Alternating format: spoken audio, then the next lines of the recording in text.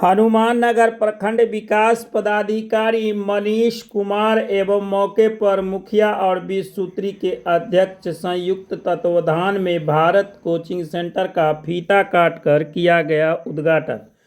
जानकारी के लिए बता दूं कि आप देख रहे हैं टाइम 27। हमारे किसी भी खबर या विज्ञापन के लिए हमारे न्यूज़ चैनल को शेयर एंड सब्सक्राइब कर बेल आइकन दबाएं ताकि हर छोटी बड़ी खबर सबसे पहले आपके पास पहुंचे।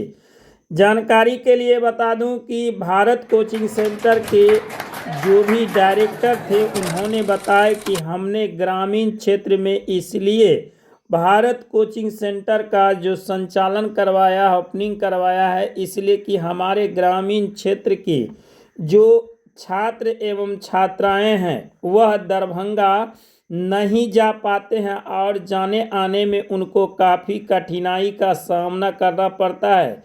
इसके लिए हमारा दरभंगा में 3 ब्रांच रहते हुए एक ब्रांच जो बिशनपुर चौक पर गोढ़ैला जाने वाली यानी पटोरी जाने वाली इस सड़क के किनारे यह जो भारत कोचिंग सेंटर संस्थान का मैंने ओपनिंग किया है और हम ज़्यादा से ज़्यादा ग्रामीण छात्र छात्राओं से निवेदन करते हैं कि हमारे कोचिंग संस्थान में आप लोग आवे और एक बार हमारे यहाँ आप लोग डमी क्लास लेकर देखें। यदि पढ़ाई बढ़िया नहीं होती है तो कंप्लेन आप सीधा शिक्षक से कर सकते हैं या डायरेक्टर से कर सकते हैं। वहीं जो है डायरेक्टर उन्होंने क्या कुछ कहा वह भी इस वीडियो के माध्यम से सुनेंगे और ग्रामीण क्षेत्र में छात्र छात्राओं को के लिए एक बहुत बड़ा सुनहरा अवसर है। अभी रजिस्ट्रेशन प्रारंभ है। यह जो है कोचिंग भारत कोचिंग सेंटर संस्थान जो हनुमान नगर प्रखंड के बिशनपुर चौक के पटोरी जाने वाली रास्ते में, पटोरी से आने में लेफ्ट और बिशनपुर चौक से जाने में राइट साइड में यह संस्थान खोला गया है ताकि ग्रामीण क्षेत्र के छात्र छात्राओं को ज़्यादा से ज़्यादा सुविधा मिल सके और उन लोगों को सही शिक्षा का मायने समझ में आवे और सही शिक्षा मिले। क्या बच्चों ने कहा सुने। कहाँ से आते हैं आप? अच्छा, डिलाही से बिशनपुर। डिलाही में भी तो काफ़ी कोचिंग सेंटर है, फिर यहाँ क्यों? यहाँ सुविधा अच्छा, व्यवस्था टाइट है। यानी क्या क्या चीज़ का सुविधा है? यहाँ कोचिंग टाइट है और टीचर अच्छे हैं और समझाते भी सके। समझाते भी सही। कौन क्लास में? 12th। और किस चीज़ की अभी तैयारी चल रही है? आर्ट्स। आगे क्या बनने का लक्ष्य है? बिहार पुलिस। बिहार पुलिस। अच्छा, क्या नाम हुआ? अयूब खान। कहाँ घर हुआ? लीला। जी, क्या नाम हुआ आपका? मेरा नाम मनोहर अली शादाब। अच्छा, किस इंस्टीट्यूट में पढ़ाते हैं? मेरा भारत कोचिंग सेंटर है। कहाँ? आपको बिशनपुर चौक पे। कौन सब्जेक्ट पढ़ाते हैं? सब्जेक्ट मेरा साइंस है, बायो और केमिस्ट्री। रीज़न ये है कि किसी भी ऑब्जेक्ट को अगर हम ऊपर की तरफ अगर फेंकते हैं या उछालते हैं तो उसका नीचे आने का रीज़न ये क्या है कि हमारा जो धरती है ना, जो हमारा अर्थ है उसमें ग्रेविटनल फोर्स होता है, ग्रेविटी है। ग्रेविटी की वजह से जो है वो अपनी तरफ उस चीज़ को अट्रैक्ट करती है। इस वजह से कोई भी ऑब्जेक्ट जो ऊपर की तरफ जाता है वो अर्थ अपने उसको उस चीज़ को अट्रैक्ट करके नीचे खींच लेती है। ग्रेविटी की वजह से होता है। पृथ्वी से कितनी दूरी पे ऑक्सीजन नहीं है? ऑक्सीजन आप अप्रॉक्स अगर आप पृथ्वी से 10,000 मीटर अगर ऊपर आप जाइए तो यहाँ से ऑक्सीजन का जो लेवल है वो जैसे जितने ऊपर फ्लाइट अगर उड़ती है ना, जो एरोप्लेन है, जिस हाइट पे एरोप्लेन जाती है वहाँ पे ऑक्सीजन बहुत ही कम, मतलब ऑक्सीजन वहाँ पे होता ही नहीं है क्योंकि ऊपर में जो है वो हवा का दबाव इतना ज़्यादा है कि इस वजह से ऑक्सीजन जो है वहाँ पे इंसान सांस ले ही नहीं सकता। कुदरत का एक मतलब ये बोल सकते हैं कि जिस सिचुएशन में वो वहाँ से चक्के के अंदर बैठ करके वो आया, जो व्हील होता है उसके अंदर वो बैठ करके आया, तो ये क्योंकि वहाँ पे ऑक्सीजन को बड़े बड़े जो वैज्ञानिक है वो खुद हैरान है इस चीज़ को देख करके वो जिंदा कैसे आ गया। मतलब कि एक तो ऑक्सीजन का प्रेशर इतना, ऑक्सीजन वहाँ पे एकदम लेस देन एकदम ना के बराबर रहता ही नहीं है और हवा का प्रेशर इतना ज़्यादा रहता है और उस एटमॉस्फेयर में वो सर्वाइव करके आ गया। तो ये तो मतलब कि कुदरत का मतलब यही बोल सकते हैं उसको। क्या नाम हुआ आपका? मेरा नाम जी बताइए, अभी कौन कोचिंग में पढ़ाई करते हैं, किस तरह की पढ़ाई होती है और किस क्लास में आप पढ़ते हैं? Bharat coaching centre. का जो किस कोचिंग में पढ़ाई करते हैं भारत कोचिंग सेंटर और किस क्लास में है? 12 किस तरह की सर आपको पढ़ाई कराते हैं? अच्छी पढ़ाई कराते हैं। किस चीज़ की तैयारी कर रहे हैं? 8 12 क्या नाम हुआ आपका? ऐसे कहाँ घर हुआ? कोचिंग सेंटर इसलिए रखे हैं कि बच्चे को नॉर्मली नाम बोलने में आसान हो, और भारत कोचिंग सेंटर, हम भारत के निवासी हैं तो एक अच्छा नाम भी लगता है कि हम लोग भारत कोचिंग सेंटर में। आपके कोचिंग में किस क्लास से किस क्लास तक के स्टूडेंट को टीच किया जाता है? सर 7 से लेकर 12 तक, उसमें ऑल सब्जेक्ट हैं, और आर्ट्स वाले का भी है, कॉमर्स वाले का भी है, साइंस वाले का भी कितना दिन से कोचिंग पढ़ाते हैं? है। सर हम तो 5 सालों से पढ़ा रहे हैं, लेकिन अभी यहाँ पे डायरेक्टर के पद पे हैं। एवरेज क्या रहता है आपके बच्चों का? सर एवरेज हमारे 30-20 ऐसे स्टूडेंट हैं। कितने ब्रांच है? हमारे पास 3 ब्रांच है सर। कहाँ कहाँ? एक बंगाली टोला में है जो स्मार्ट कॉमर्स क्लासेस से चलती है, और एक एकलव्य कॉमर्स क्लासेस जो लहरिया सराय नाका नंबर 5 पे है। अच्छा, मार्केट में तो बढ़िया कोचिंग की डिमांड है, फिर आप गांव घर में खोले हैं? सर गांव घर में खोलने का रीज़न ये है कि गांव घर के बच्चे जो है, जब से कोरोना वायरस आया, लोगों के पास आने जाने में असुविधा हो रहा है, क्योंकि जो है अभी फेयर जो है बढ़ गया है, तो गरीब बच्चों के लिए इम्पॉसिबल था, और उतना ही पैसे में, जितना पैसा वो भाड़ा देकर जाएंगे यहाँ से वहाँ, उतना में यहाँ पढ़ाई होगी। अच्छा, आप शहर में पढ़ाते थे और गांव में आपका घर है, जी तो क्या मन में विचार हुआ जो आप गांव में पहुंचे? सर मेरा भी अभी भी शहर में मेरा मौजूद है क्लास, और वहाँ शहर में जाते भी पढ़ाने के लिए, लेकिन गांव में इस क्षेत्र में इसलिए खोलने के लिए कि इस क्षेत्र में गरीब के बच्चे जो है पढ़ लें, वो बाहर जाने, जो दरभंगा जाने में असुविधा है, और यहाँ पे सारी फैकल्टी, जब वही टीचर यहाँ आ रहे पढ़ाने के दरभंगा के लिए। अभी जैसा कि बताया जा रहा है कि जितने भी निजी कोचिंग संस्थान हैं जी वो एक बिजनेस का रूप पकड़ लिया है, व्यापार का रूप पकड़। सर ये तो सोचना गलत है, क्योंकि सबसे पहले उद्देश्य होता है एक टीचर की, ये उद्देश्य है कि बच्चों का भविष्य बनाने के लिए कर रहे हैं और पढ़ा रहे हैं। टीचर का फुल फॉर्म क्या है? सर टीचर का फुल फॉर्म ये है कि बच्चों को शिक्षित करना, और खुद जो है जहाँ तक शिक्षा है उन लोगों तक एक दूसरे को जानकारी पहुँचाना, उनका ये अर्थ ये है। अभी आपके पास माने कब खोले हैं इसको? तो यहाँ पे सर 26 तारीख को खुले हैं। ग्रामीण क्षेत्र में आपने खोला है जी। क्या ग्रामीण क्षेत्र के बच्चों को लाभ देंगे? हाँ सर, लाभ तो देंगे, पहला उद्देश्य ही ग्रामीण क्षेत्र के लाभ देने के लिए। बहुत कोचिंग संस्थान है, आपके यहाँ बच्चे क्यों आएंगे? सर यहाँ जो है फैकल्टी, जहाँ सारी फैकल्टी की यहाँ पे पढ़ाई है जो इस क्षेत्र में कहीं पे नहीं, और उसके साथ साथ यहाँ डिजिटल बोर्ड पे पढ़ाया जाएगा, और यहाँ पे केमिस्ट्री लैब वगैरह की सुविधा है, और उससे बेहतर करने के लिए हम इस क्षेत्र में आए हैं सर। खास करके बच्चा अभी प्राइवेट स्कूल से मूव कर रहा है सरकारी की तरफ, क्या मामला है? सर प्राइवेट स्कूल में उतना अच्छे से पढ़ाई नहीं हो रहा। आपने कहा ना एक लफ्ज़ के बिजनेस खोल लिए हैं, हाँ उन लोग का कुछ स्कूल ने ऐसा किया, अभी भी सारे स्कूल में ऐसा नहीं है सर, लेकिन फिर भी है कुछ स्कूल बिजनेस मान लिए, बिजनेस मान के वो पढ़ा रहे हैं, लेकिन बच्चों का भविष्य बेहतर नहीं हो रहा है। और सरकारी स्कूल में बच्चों का बेहतर भविष्य हो रहा है, और मार्क्स जो है प्राइवेट स्कूल में ज़्यादा मार्क्स है और बिहार बोर्ड में कम मार्क्स है। कुछ ऐसे भी बच्चे हैं जो अपनी आर्थिक स्थिति से तंग होकर के टैलेंट रहते हुए जी। भी बच्चा पढ़ाई नहीं कर पाता है, वो बच्चा आपके यहाँ आता है तो किस तरह की सुविधा? सर वैसा बच्चा होगा तो हम लोग उनको कम पैसे में पढ़ाया जाएगा, क्योंकि सर फ्री में पढ़ाने के बाद वो बच्चा पढ़ना नहीं चाहता है। अब कुछ पैसा दे के पढ़ेगा तो एहसास होगा कि हमने पैसा दे के पढ़ाया। अच्छा, कितने टीचर हैं यहाँ पे हम लोग 3-4 टीचर हैं। कौन कौन सब्जेक्ट पढ़ाते हैं? सर साइंस जो है डॉक्टर सदाब आलम सर पढ़ाएंगे, और हरि किशोर पंडित जो है वो मैथ पढ़ाएंगे।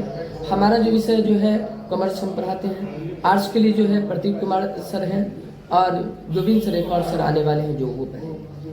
अच्छा, कितने दिन से वो लोग कोचिंग पढ़ाते हैं? सर वो लोग का भी एवरेज है 3 साल 4 साल ऐसा एवरेज सबके है। जो उनका क्वालिफिकेशन क्या है?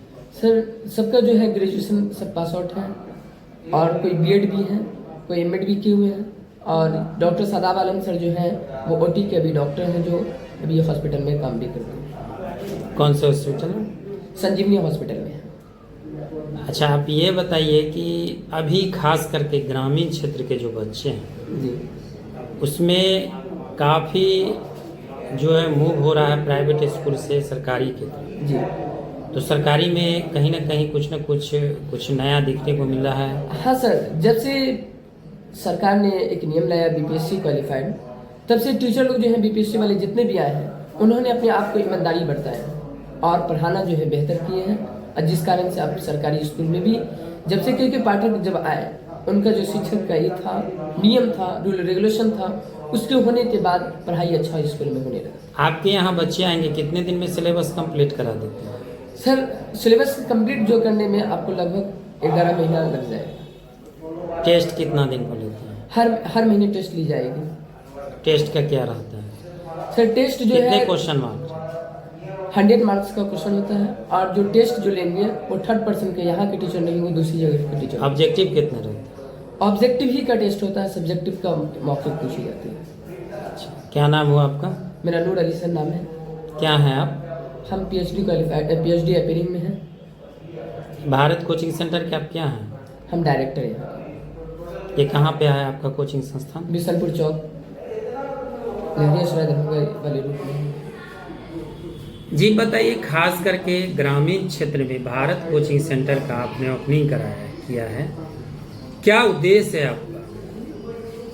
यहाँ पे जो मतलब बिशनपुर में ओपनिंग हुआ है इसका, और यहाँ पे साइंस और आर्ट्स और कॉमर्स सबका सुविधा कराया गया है। यहाँ पे जितने भी हैं, जैसे साइंस वालों को जाने में दरभंगा वगैरह में कठिनाई आती थी, तो इसको यहीं पे ओपन करके इनको मतलब सुविधा दिया गया है कि ज़्यादा इनको दूर ना जाना पड़े, और यहीं पे इनको अच्छी अपॉर्चुनिटी वगैरह दिया गया है कि ये लोग अच्छे से, सॉरी सर हेजिटेट कर रहे हैं। जी रहा बताइए।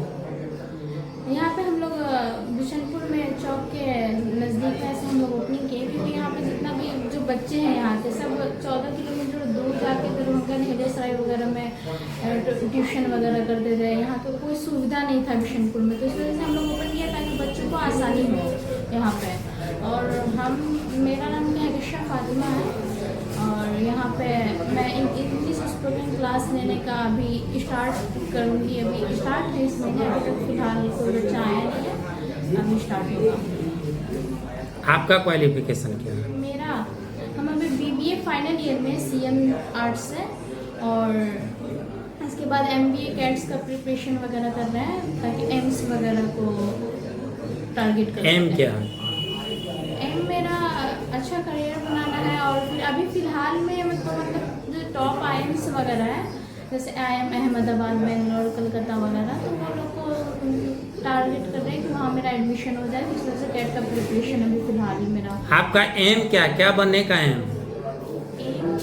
ऐसे तो बिजनेस वगैरह सेटअप, एंटरप्रेन्योर और जो भी कह सके, लेकिन ऐसे करियर अच्छा बनाने और उसमें आगे बढ़ते जाए। माने कैरियर किस क्षेत्र में बनाना चाह रहे हैं? करियर अगर बिजनेस एनालिस्ट में बिजनेस कीजिएगा।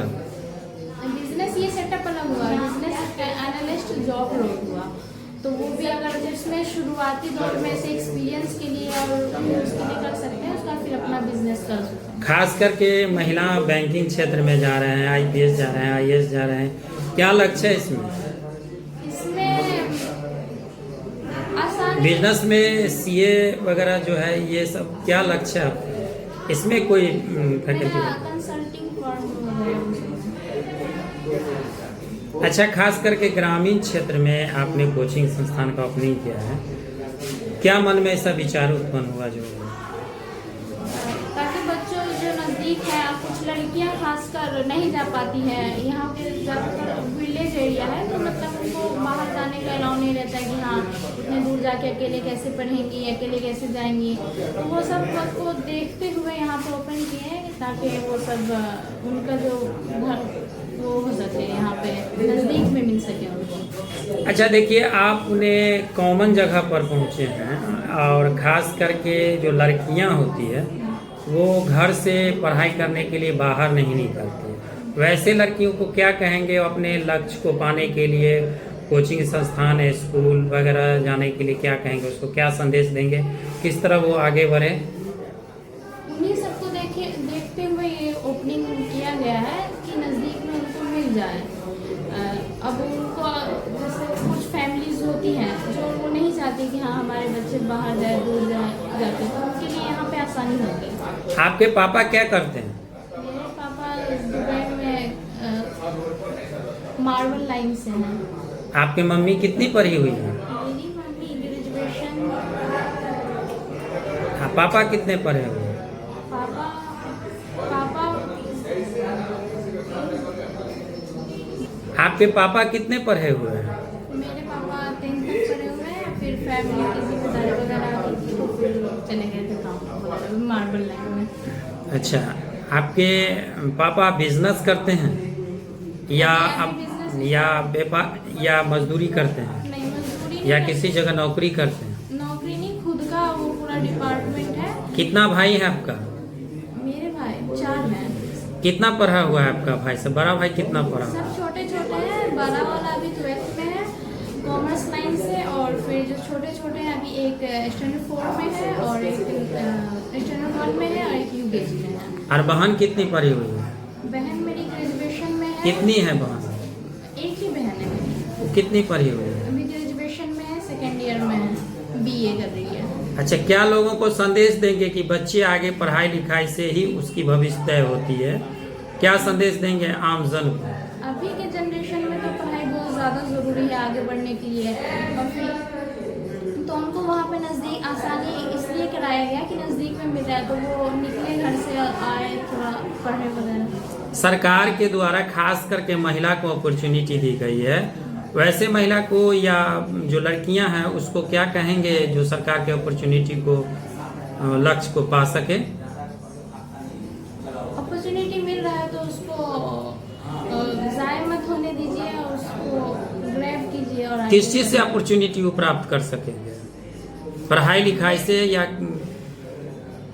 जैसे बेस्ट जहाँ पे पढ़ाई हो रहा है वहाँ पे आप जाइए और निकलिए थोड़ा घर से, अब पढ़ाई पे थोड़ा ध्यान दीजिए।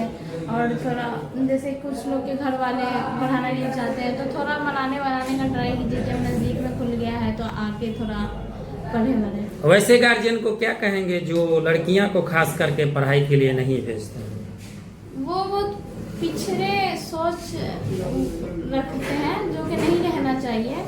आज के जनरेशन में जो अभी 2025 चल रहा है इसमें सबको पढ़ाई बहुत ज़्यादा इम्पोर्टेंट हो गया है। बिना पढ़ाई के अभी यहाँ कुछ होता ही नहीं है, तो उनको थोड़ा बहुत अभी न्यू जनरेशन के हिसाब से डायनामिक वर्ल्ड है तो थोड़ा अपना माइंडसेट चेंज करना चाहिए। बेटियों को भी पढ़ाना चाहिए। कुछ लोग हैं जो बेटी और बेटा में फर्क समझते हैं, यानी बेटा को पढ़ाते हैं बेटी को नहीं पढ़ाते हैं, वैसे गार्जियन को क्या कहेंगे? बेटा और बेटी, वैसे गार्जियन को क्या संदेश देंगे जो बेटा और बेटी में फर्क समझते हैं? ऐसे गार्जियन को यही कहना चाहूँगी कि बेटा बेटी में कोई फर्क ना करे, सबको इक्वल ट्रीट करें। और बेटा बेटी जैसे बेटियों को कुछ नहीं पढ़ाते कि हाँ आप ये क्या करेंगे घर में बैठेंगे, तो वैसे सोचना रखें। जैसे ऑपरेशन सिंदूर वगैरह में भी कौन थी? बेटियाँ थी। अंतरिक्ष पर भी जाने वाली कौन थी? बेटियाँ थी। जो सबको मौका दे, आपका नाम पूजा करेंगे इंशाल्लाह। क्या नाम हुआ आपका? मेरा नाम कहकशा फातिमा।